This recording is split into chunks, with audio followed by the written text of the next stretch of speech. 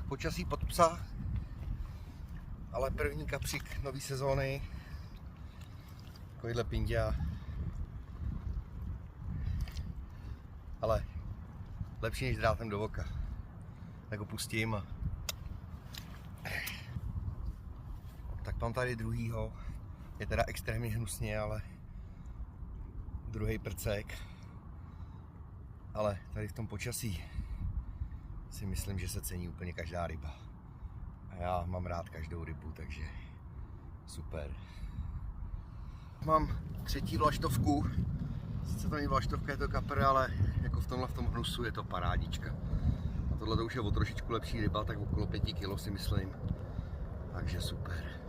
Jdu ho pustit.